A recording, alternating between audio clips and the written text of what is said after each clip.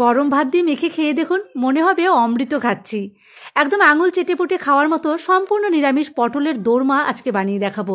বাঙালির ঐতিহ্যবাহী পটলের এই রেসিপি সম্পর্কে বলার কোনো ভাষা আমার নেই। আপনারা একবার বাড়িতে এভাবে বানিয়ে খেয়ে দেখুন, তারপর কমেন্ট করে জানাবেন কেমন লেগেছে। পটলের দোরমা তৈরি করতে গেলে নাকি পুর বাইরে বেরিয়ে আসে। আজকের দেখানো এই পদ্ধতিতে একবার বানিয়ে দেখুন। প্রত্যেকটি পটল পুরে ঠাসা থাকবে, পুর একটুও বাইরে বেরিয়ে আসবে না, আর খেতেও লাগবে জাস্ট দুর্দান্ত।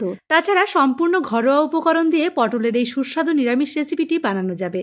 পটলের দোরমা তৈরি করতে গেলে কিন্তু পটলগুলো প্রথমে সঠিক নিয়মে কেটে নিতে হবে। তাই আমি একটা পটল আপনাদের কেটে দেখাচ্ছি। আজকের রেসিপির জন্য আমি 1/2 কিলো পটল পরিষ্কার করে ধুয়ে তারপর রেসিপিতে ব্যবহার করছি। তো দেখুন, আমি একটা ছুরির সাহায্যে পটলের উপর থেকে হালকা করে খোসা ছাড়িয়ে নিলাম, তারপর একটা দিক থেকে কেটে বাদ দিয়ে দিয়েছি।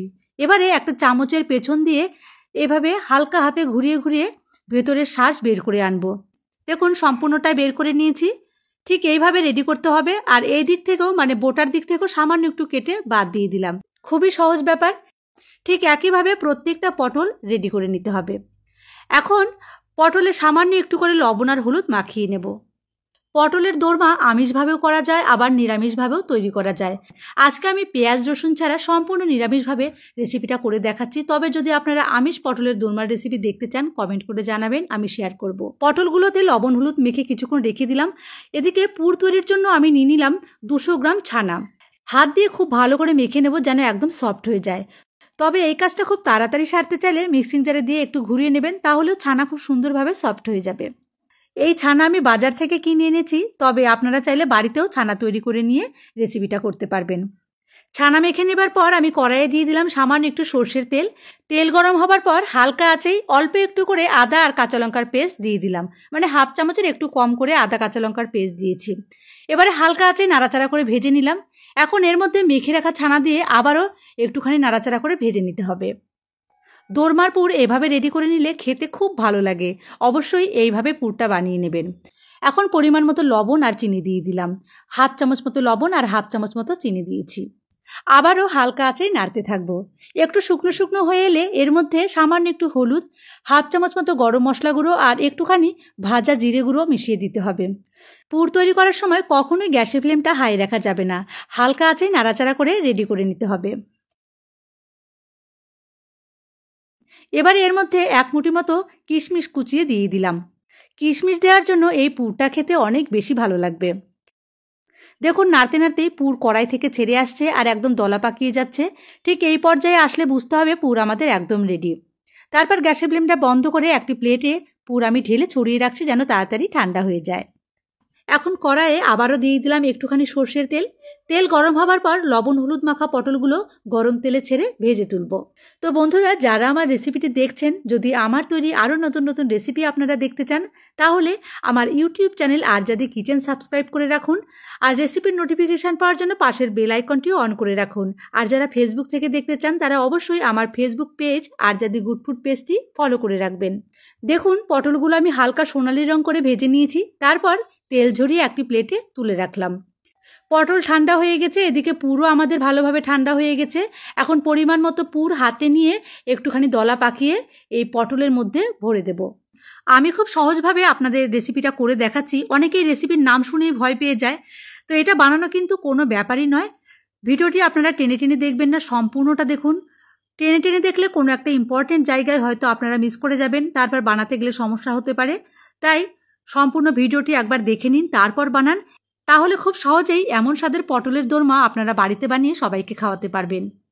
আর পটলের মধ্যে পুর ভরার সময় মনে রাখতে হবে, একদম ভর্তি করে কিন্তু পুর ভরা যাবে না। মুখের দিকে সামান্য একটু খালি রাখতে হবে। তা না হলে ঝোলের মধ্যে পটল দিয়ে জাল করার সময় কিন্তু পুর বেরিয়ে আসতে পারে। আর এভাবে যদি রেডি করে নেওয়া যায়, তাহলে পটলের পুর বাইরে বেরিয়ে আসবে না। সবগুলো পটলে আমি পুর ভরে নিয়েছি। এবারে পটল ভেজে নেবার পর কড়াইয়ে যে তেল ছিল, সেই তেলের মধ্যে আমি ফোড়ন দিয়ে দিলাম একটা তেজপাতা, এলাচ, লবঙ্গ, দারচিনি আর 1/2 চামচ মতো গোটা জিরে। হালকা আঁচেই ফোড়ন নাড়াচাড়া করে একটুখানি ভেজে নেব, যেন ভাজা ফোড়নের খুব সুন্দর গন্ধ বেরিয়ে আসে। ফোড়ন ভাজা হলে এর মধ্যে দিতে হবে মশলা।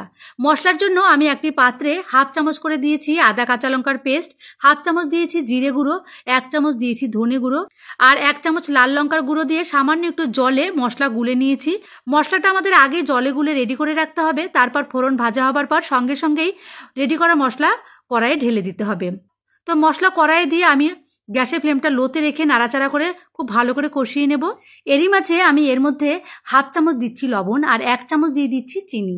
পটলের দোরমা আমি যেহেতু নিরামিষভাবে করছি, আর নিরামিষ রান্না একটু মিষ্টি মিষ্টি হলেই কিন্তু খেতে বেশি ভালো লাগে। তবে চিনিটা আমি অপশনাল রাখলাম, অনেকেরই অসুবিধা থাকে, অসুবিধা না থাকলে দেবেন, টেস্ট খুব ভালো আসবে। দেখুন মশলা আমার কষানো হয়ে গেছে, মশলা থেকে তেল ছেড়ে দিয়েছে, রঙটাও সুন্দর হয়েছে। এবারে মিক্সিং জারে 14-15টা কাজু বাদাম সামান্য একটু জল দিয়ে পেস্ট করে নিলাম। এর মধ্যেই 1/2 কাপ মতো টক দই দিয়ে আবারও একবার ঘুরিয়ে নিয়েছি।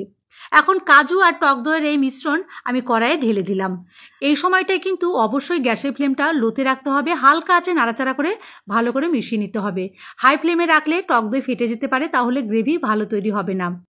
আমি এই সময় সামান্য একটু হলুদ দিয়ে হালকা আঁচে নাড়াচাড়া করে সব কিছু একসঙ্গে ভালো করে মিশিয়ে নিয়েছি। দেখুন মশলা থেকে আবারও তেল ছাড়তে শুরু করে দিয়েছে আর রঙটাও কিন্তু দারুণ হয়েছে। মশলা আমার কষানো কমপ্লিট, তেল মশলার উপরে ভেসে উঠেছে। এবারে দিয়ে দিলাম 1 কাপ গরম জল। গ্রেভি কতটা রাখতে চান সেই আন্দাজ করে জল দিতে হবে। আমি 1 কাপ গরম জল দিয়ে ভালো করে মিশিয়ে দিচ্ছি। আর রান্নায় গরম জল ব্যবহার করলে টেস্ট কিন্তু অনেক বেশি ভালো হয়, তাই গরম জল দেবারই চেষ্টা করবেন। মোটামুটি 2-3 মিনিট জাল করে নেবার পর আমি আরও 1/2 চামচ মতো লবণ এখানে মিশিয়ে দিচ্ছি। আমি আগেও 1/2 চামচ মতো লবণ দিয়েছিলাম, সেটা আন্দাজ করে লবণের পরিমাণটা কিন্তু সঠিক পরিমাণে ঠিকঠাক করে দিয়ে নিতে হবে। গ্রেভি একটু ঘন হয়ে এলেই পুর ভরা ভাজা পটলগুলো একে একে গ্রেভির মধ্যে ছেড়ে হালকা হাতে নেড়ে মিশিয়ে দিতে হবে। গ্যাসের ফ্লেমটা মিডিয়ামে রেখে ঢাকা দিয়ে দিলাম। ঢাকা দিয়ে 4 থেকে 5 মিনিট জাল করেছি। পটল আমাদের ভালোভাবে সেদ্ধ হয়ে গেছে আর গ্রেভিও একদম ঠিকঠাক আছে, পুর একটুও বাইরে বেরিয়ে আসেনি। সবশেষে 1 চামচ মতো ঘি আর 1 চামচ মতো গরম মশলা মিশিয়ে দেব। হালকা হাতে নাড়াচাড়া করে আরও একবার মিশিয়ে দিলাম। এখন যতটা গ্রেভি আছে ঠান্ডা হলে কিন্তু আরও একটু টেনে আসবে। তো আমি গ্যাসের ফ্লেমটা বন্ধ করে ঢাকা দিয়ে স্ট্যান্ডিং টাইমে 5 মিনিট রেখেছিলাম। 5 মিনিট পর আপনাদের দেখাচ্ছি। দেখুন কতটা লোভনীয় হয়েছে। রেসিপিটা একদম পারফেক্ট হয়েছে। পটলের দোরমায় কিন্তু খুব বেশি গ্রেভি হলেও খেতে ভালো লাগে না। তো বন্ধুরা বাড়িতে কিন্তু একবার অবশ্যই এভাবে পটলের দোরমা বানাতেই হবে, না বানিয়ে খেলে বড্ড মিস করবেন। ফ্রাইড রাইস, পোলাও, গরম গরম সাদা ভাত দিয়ে খেতে জাস্ট অসাধারণ লাগবে। একবার না হয় রান্না করে খেয়েই আমাকে কমেন্ট করে জানান কেমন লেগেছে।